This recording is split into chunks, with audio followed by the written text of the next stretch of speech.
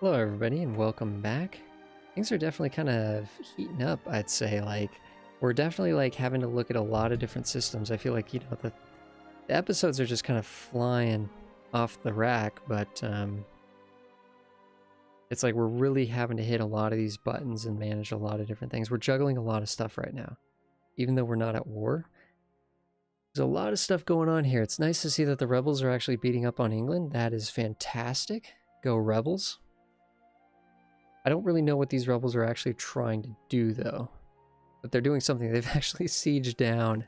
Oh, England has built enough troops that it looks like England is actually re-sieging the fort that the rebels have taken. That's funny, because I think that is England's only fort. Oh, they've moved their capital over here to Norfolk. So they have this, I don't think it's even a castle, no, but it's just a capital fort, and then rebels have actually sieged their one actual castle. Alright, so it looks like we have enough to build the claim with Kildare. We can only reach one of their provinces right now because we border here, but we do not touch these. We can pull them back. And I think we just start on England. What is going on with our colonist? Okay, we are now starting the second colony. What is going on with our transports? Why are our transports returning to the fleet?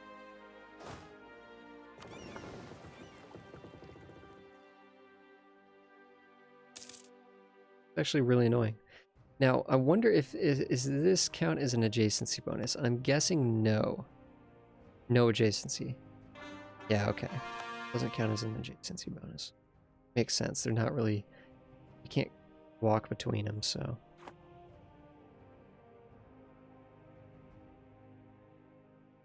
I don't know why these three transports... Why we can't just dock them over here. Why they keep trying to regroup with the rest of the transport fleet. It's kind of annoying. We'll let them finish delivering these troops to Tyrone. And then work on that. Yeah, it's unfortunate too, because there really wasn't going to be a coalition, and then now it's just kind of appeared. Okay, so it looks like Age of Discovery is ending in 115 months, so it's going to be about 10 years, and that's going to be over. Uh-oh. This is good. Oh, this is such a great event. Such a great event. Because we want our heir to die, so there's a 75% chance that this heir dies. This heir is not way below average. Way below average. Please. Are you kidding me? He survived. He survived a 25% chance. No. That is unfortunate.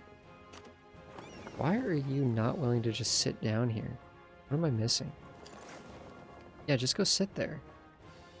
Just go sit there. I feel like I'm going to have to watch these troops to see why they're not... staying there. Alright, we have some more light ships that are ready to go. We have a lot of military power. I'm noticing that we're coming up on our cap here.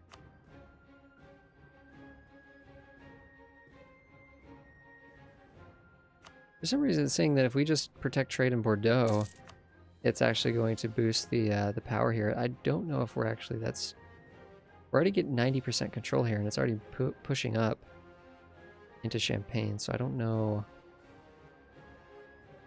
I don't know. We do need to consider moving to moving over to the English Channel with our trade capital, because right now we're collecting here and here, but we're having to use a merchant to do it. We're not getting all the full bonuses of doing it here. We might move our trade capital to Holland, actually. Let's get this adaptive combat training, so +1 combat bonus in terrain of capital. Because the other stuff really just doesn't interest us currently, and we're only going to have this for 10 more years, but our terrain and capital is farmlands. Anytime we're fighting in farmlands, we'll get a bonus, which is nice, because there's farmlands are sort of going to be sprinkled around.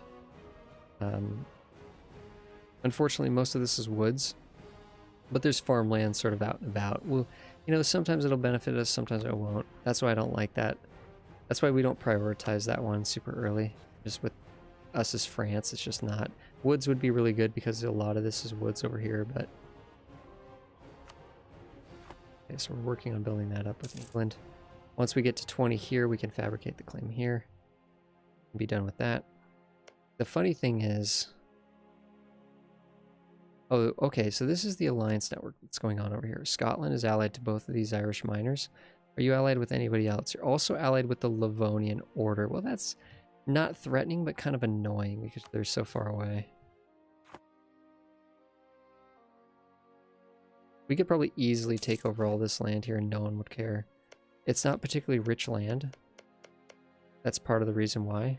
And also it's just so far away from anyone who's important. How are we coming with the Savoy? Okay, well, actually the Savoy rebels might not even trigger. It's slowly going away on its own, now that we have troops here just sitting here. What we should do is we should be drilling our troops, though.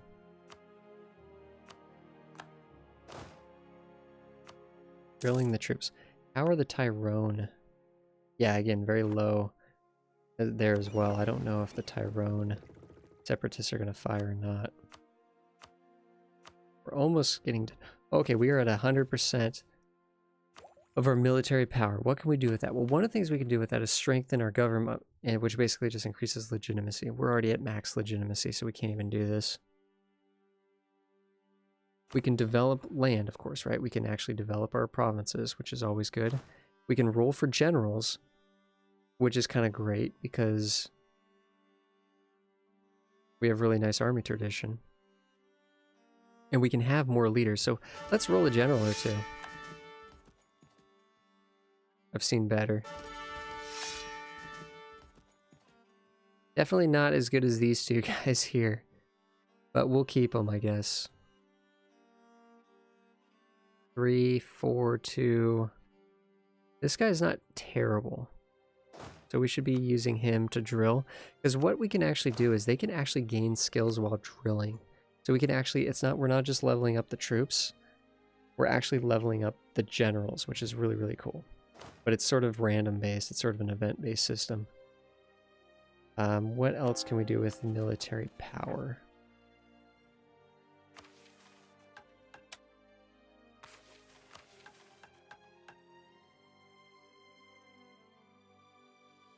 We might as well hit this button. We've completed the mission.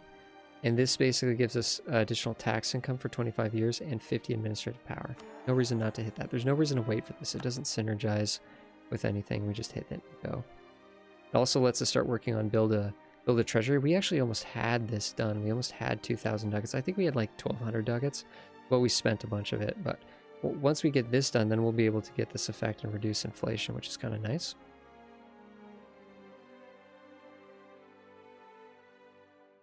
Then we'll get a mission to actually build manufactories, but we don't really have any good places to build them at the moment. We've already looked at that. But it will be something we want to work on eventually. Okay. Conquer new states.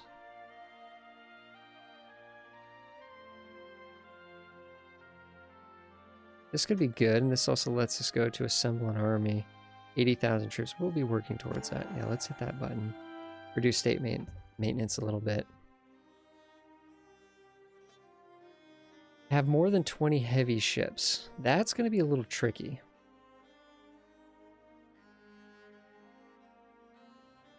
Also, the annoying thing about controlling Provence, conquering Provence, means we'd have to go to war with the Pope. And right now, we kind of like being on the Pope's good side because we're getting so many benefits from that. In fact, we're actually controlling the. We're actually doing this. We could try to call for a crusade or excommunicate another Catholic nation. What does that give us if we excommunicate someone? I think we could excommunicate...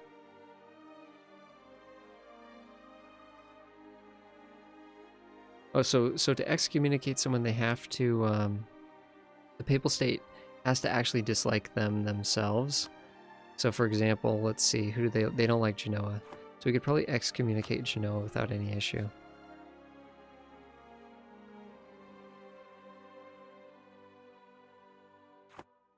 It's weird because it just kind of like lets everybody attack them for fun. Papal State, a lot of people like the Papal State because, of course, you know, Catholic nations are going to try to butter them up. That's just part of it. Our colonies. Let's check out how the colonies are doing. Thank you. Thank you. So let's send 3,000 of these troops here, and let's send them over to this one before the natives attack here. Good. Now we have some troops, some token troops just kind of defending these provinces while they're developing here. Slowly but surely. Wow, slowly is we're not kidding. How much is this costing us, though? So it is costing us 4, so it is exponential. It's 2 for the first one, it's 4 for the second one because we only have 1 settler. If we had another settler, then we'd be all good. We'd be all good. So we do want to hit this button quickly. In fact, we kind of want to race to this one because this one more of these idea groups and we're going to unlock native trading principles. Once we have native trading principles, we won't actually have to have troops down here sitting here because there will be a 0% chance for them to uprise. And we're going to get some more native assimilation, which, to be honest, I don't know what assimilation does, but I'm assuming it's good. It probably makes it so that the provinces are a little bit richer once they're finished.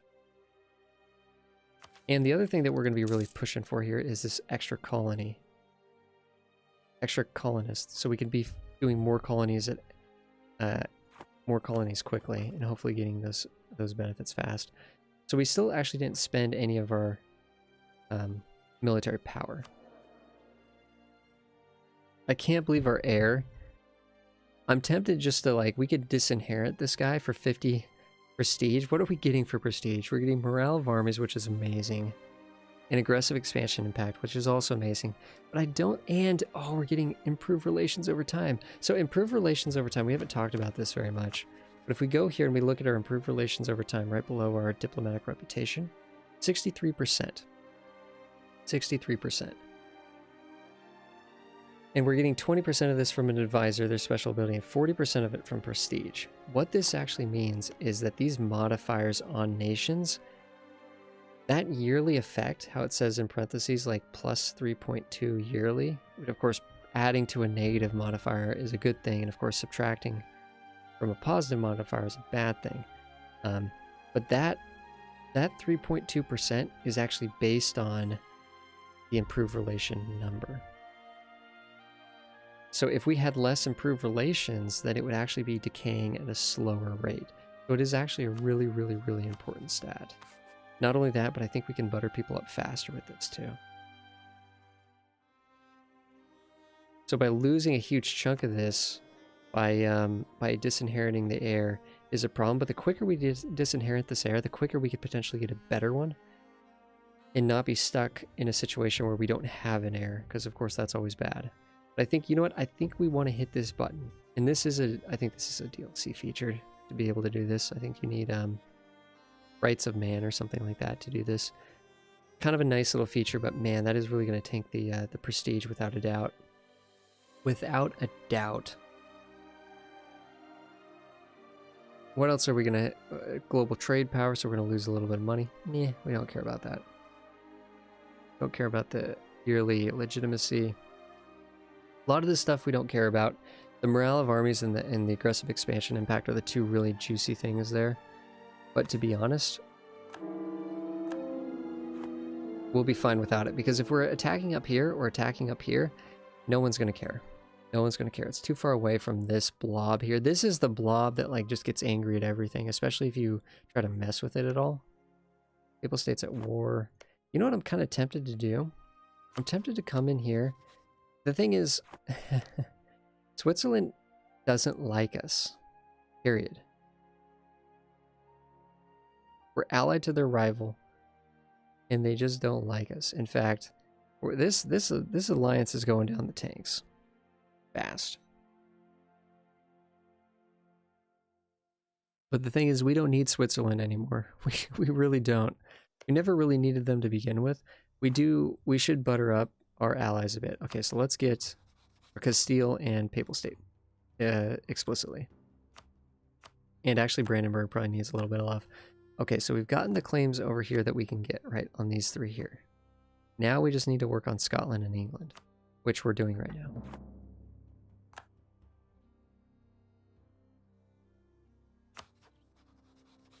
Austria is technically not a rival, so it is actually worth trying to improve relations with them, but sort of not worth it because they just hate us so much it doesn't matter. Let's get this one diplomat kind of working his way around, just kind of making everybody like super happy here. Our allies just, let's prioritize. Ooh, amazing. So our general here has gained a new fire skill. So it's showing this is in green. It's very hard to see here. Shock skill, sorry, shock. I keep confusing fire with shock. Has improved his shock skill, so it's green. It's saying it's gone up to 5. Wow, that's insane. That is insane. Did you just say something? Yep, we lost our diplomat here. Kind of a bummer. Kind of a bummer. We could pay a lot of money. We're making a ton of money. Let's just pay for this guy, because again, this modifier here, improve relations, very, very strong. We were just talking about that, so let's get that guy up and going here. Let's actually focus on improving the relations with the Papal State right now, because they're actually the lowest, I believe, of all of our allies. Brandenburg is a close second. It keeps telling us we can improve our military technology, but guess what? This is way ahead of time. We don't want to spend a 50% penalty when we can just wait. So we do need to go in and develop. We need to go in and actually develop our provinces.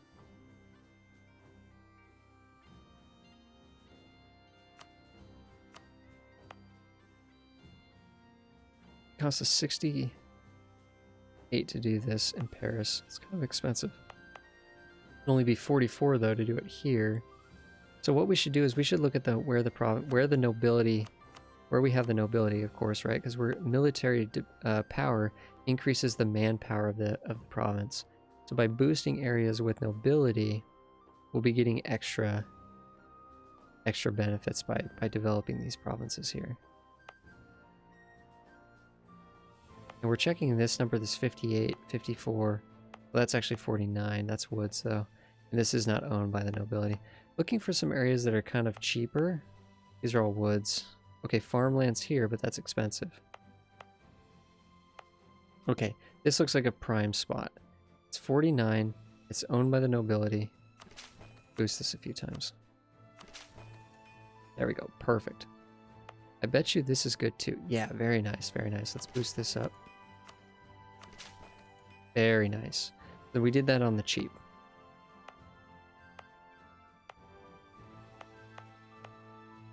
This wouldn't be too bad if we had to do this. I don't know why this is even controlled by the nobility, to be honest. This isn't a province that's synergized well for the nobility. We could boost this, but the truth is we're only at 5. We're at 500. We don't have to. Yeah, let's do it. What the heck? It's cheap enough. Let's do it. We can stop there. It's pretty. We've spent a lot of military power, but we've really increased our maximum manpower by doing that, and just kind of built up our nation from the infrastructure of our nation quite a bit there, so that's good.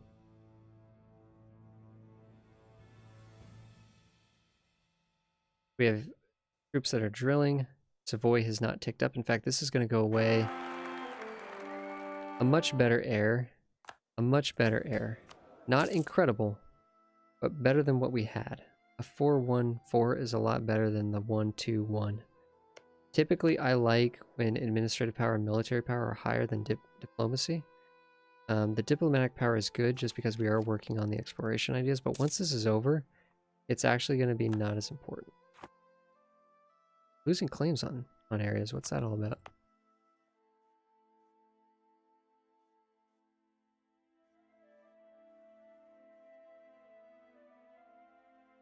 Yeah, we just made these, so they shouldn't be going anywhere anytime soon.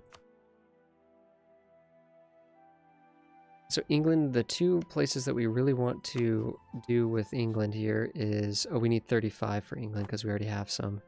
We want Cornwall, and we want Meath here. Or Dublin.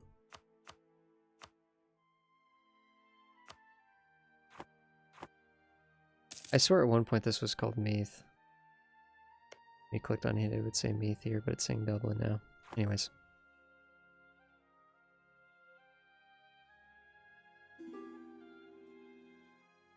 Share maps. This is good because we want the prestige. We want the prestige. Let's let them. Let's let Steel do that. I don't know. They are kind of our competitor when it comes to colonizing, but let's do that. Let's see, do they get happy when we do that? When we share mass with them? Doesn't look like it shows up as a modifier at all. Okay, so these are officially done. Let's grab our trade fleets here and group them all up. I don't know if having a leader swimming around with these trade ships is actually a benefit, but let's just do that and see if it boosts. I don't know if having a leader in charge of the trade fleet actually gives us a boost or not.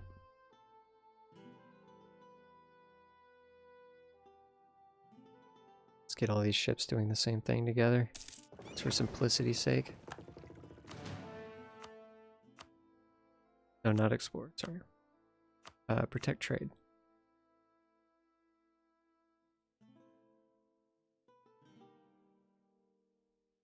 The funny thing is, yeah, we kind of do. If we could actually move our capital to the English Channel and start collecting in the English Channel, we could actually have a trader in Lubeck pushing trade to the English Channel. Because it's saying here that we'd actually make a good amount of money if we were at Lubeck, but the thing is we don't actually have a trader here, so we can't actually move the money to the English Channel, so it's kind of pointless to do that right now. We move our capital. We'll just have them protecting trade in the English Channel. Those numbers right there where it says this is the profit you're going to get, blah, blah, blah. Everyone I've talked to, those numbers are not completely accurate. Those numbers are assuming a lot of different things. And that's not the end all be all, so just kind of have to use common sense there. We want more trade power in the English Channel, because we're collecting here. So there's 19 ducats here up for grabs. We only get 21% of it. So we want our ships protecting this area so that we can get that number higher and collect more money. That's kind of what I mean by common sense. Whereas here, it's saying, you know, we'll make some money if we go to... But look, Bordeaux, all of it is getting pushed on. Literally, there's no money here. 0.0. Every single cent is already getting pushed to Champagne where we collect. So, again. Now, the weird thing is, I'm kind of surprised that we don't have a higher influence here, higher trade power here. Because we have all of the important centers of trade. There's one here in Reims, and then there's one here. We have them both. Now, one thing we could do is we could give this... Uh-oh. We gave this to the nobility. This is a center of trade. This should belong to the burghers. And they're going to be upset if we try to revoke that. Uh-oh.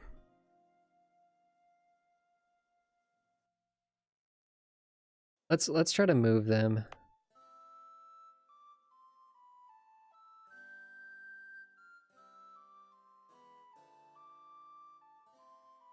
Let's try to move them elsewhere. Let's move them to a province that we'll be able to develop very cheaply. Oh, this is looking fantastic. Oh, but it's owned by the clergy. Of course, this looks good too. Let's give this to the nobility.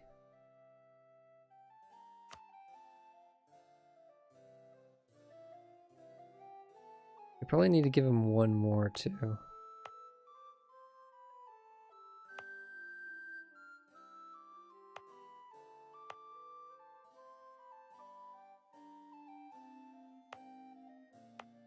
Something that's either farmlands or grasslands that's about even here.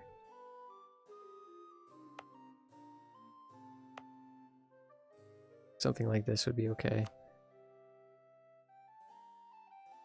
And I believe, yeah, that's where the trade estuary is, so we don't want to give them that. Let's revoke this, and they shouldn't be... They're going to be a little upset for a very short amount of time. Nope, they're fine. We could actually give this to the burghers right now. Yeah, let's do that, especially considering the autonomy is so high here. And now this should give us a lot more trade power in this node. 36%. It only went up 1%. Okay. Oh, yes, they're angry now. How long are you going to be angry for? In 1 year, the New World colonization rights is going to end in 1 year.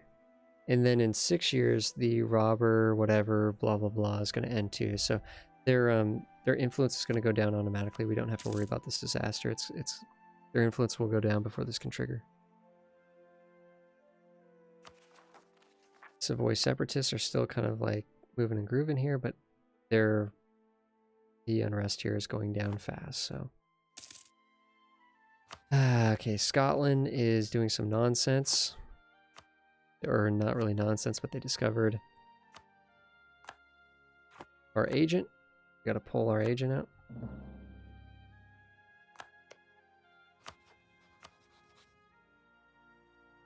Cornwall. We'll have to get our agent back over there when we get the chance. Let's make Brandenburg happy.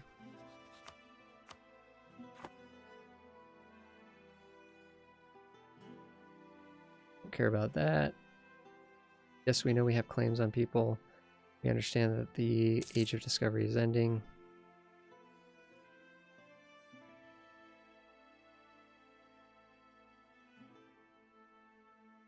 Truces will expire. Okay, so actually it's only 1 year until Thomon's truce expires. They're still allied with England. So we could actually attack into these guys pretty like really quickly, right? And just start taking more land from England, just like that. Like super easy, right? We can take land from them even. In Ireland, no one will care. So that's why we did the separate peace here, the cheap separate peace, because we'll be able to attack England even faster. Even faster.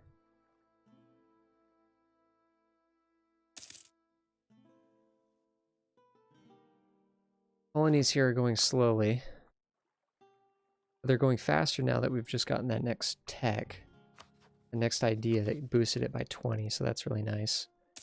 And it's going to be really nice when we get the native trading principles, because then we won't have to babysit them as much. Now, if we check here in the diplomatic technology, it looks like a diplomatic technology 10, we're going to get a boost of 10 settler rate. So that'll be really nice. 10 per year. That works.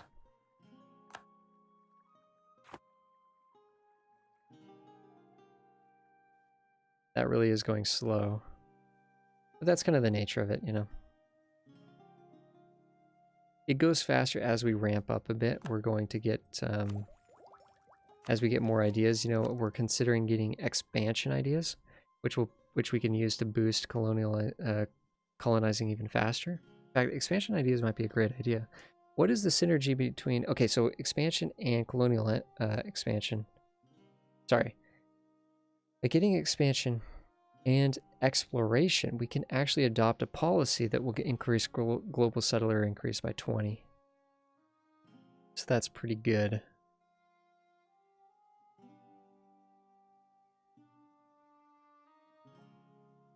That's actually really good.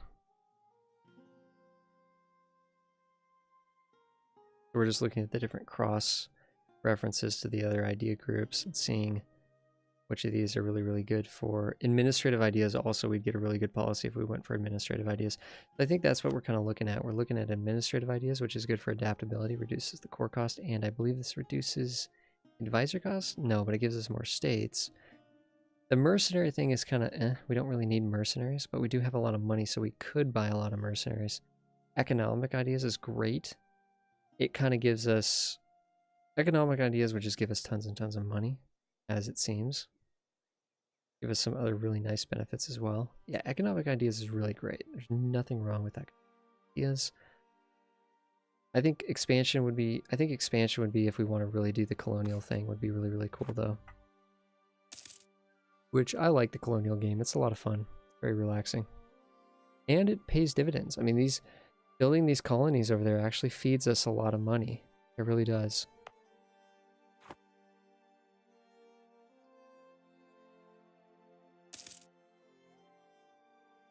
Okay, so we're almost done with the Papal State. It says we've improved relations by 85 already, so of course 100 is the max on that modifier.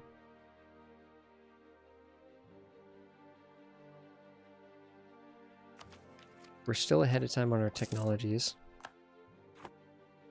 We can't make any more states until we get more technology that unlocks more states. We'll probably want to make this area a state.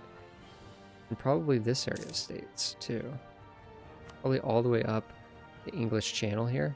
And then also into Lubeck. If we really want to make a lot of money, that's where it's going to come from. It's going to come from controlling Lubeck and controlling the English Channel. We make a lot of money from trade. Which is why we might not need economic ideas, because we might make plenty of money just from trading. Okay, so this is good. Here we go. We hit this button here. Global tariffs, whatever. We're going to make more money from our colonial nations when they form. But at the moment, I mean, you know, we don't really have any colonial nations. But we got native trading policy. So if we go over here, can we double check that this is in fact making it minus 100% uprising chance?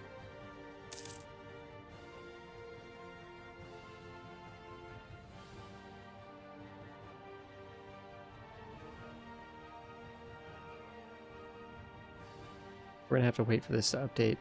We're gonna have to wait a month maybe for this to correctly update. Hey, people are leaving the coalition against us. Thank you, everybody. Thank you. Okay. There's a 0% chance of uprising because it's minus 50% and minus 50%. There's a base chance of 4, minus 50%, minus 50%. So, okay, so I don't believe there's any chance of uprising, right? So let's actually take these troops. We can do a few really cool things. I think thematically it's going to be more fun to do this up in North America. But we could do this in South America too. But let's actually recruit a conquistador.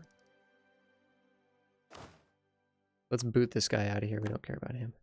Let's grab a conquistador. Not fantastic, but that's okay. Conquistadors are actually like less efficient than regular generals. They actually have lower rolls, or you have to get luckier to get them higher rolls on them. What is going on here? We do have a lot of money, but do we want to pay this much money? And we'd also lose tax modifier for 25 years. This does not sound good. Just to increase the nobility's like love for us and influence? No. No. Let's just take their influence a little bit. Yeah, let's just take their influence a little bit. They'll be a little upset for a little bit, and then they'll okay, the truce has ended with Thomon. So we can attack into England now. England and Thomon together. And we have these claims, this claim and these claims here. It'd be nice to get one here on Dublin as well before we do that. So what we're going to do here is we're just going to get our troops over here. Is what we can do with the conquistador. Now that we don't need troops defending colonies anymore. Because the natives, because we're France and because of the policy that we've taken, the natives actually are totally fine with this. They don't rise up. I'm really wondering what the assimilation is all about though. 100% assimilation. Does that mean we grow faster because they join the colonies like over time through, is it an event driven system? I'm not sure how it all works. Of course Aragon, Castile and all them are allies. So if they're in war.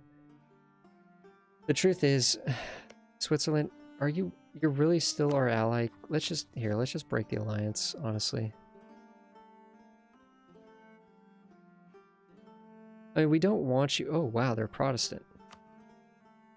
They're the first Protestant nations. They have reformed. This is weird. During the Age of Discovery, they've actually already gone through a reformed. They've gone through a Reformation. That's crazy. Let's get this conquistador doing what the conquistadors do. It's kind of like the explorers, right? The explorer can go out with 3 light ships and they can explore the oceans. The conquistador is the same way. So what we can do is, here we go. What we can do is we can attach the conquistador to this group and we can have them hunt for the 7 cities. The 7 cities of gold. So we hit this button, they just automatically will start exploring. And what this does is it literally just explores all this terra incognita. But it also Like a bunch of little events will happen and it'll be really fun. We can potentially find a lot of good stuff on the way there. Let's just pay the money here. We have plenty of money.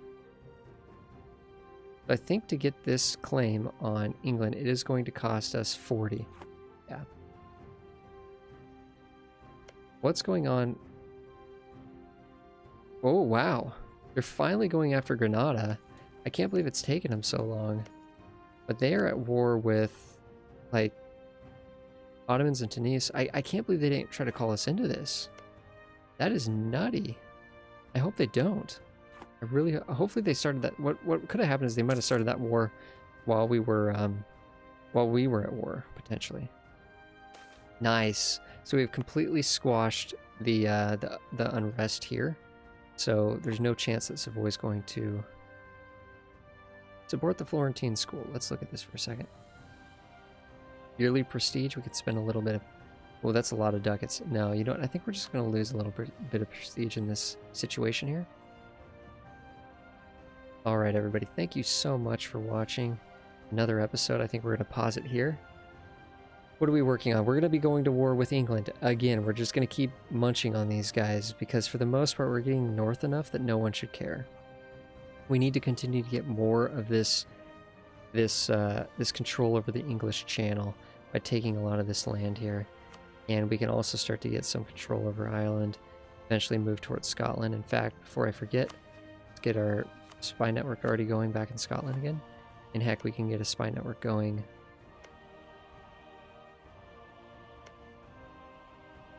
I think we buttered up our allies to the max. Not Castile. We can work on Castile. And then what we'll do is we'll probably, once this is done here, well, we could keep building the spy network because there's benefits to that. We noticed that in the last war that there was benefits to having a high spy network with a nation even while you're at war with them. Siege ability and also reduced aggressive expansion.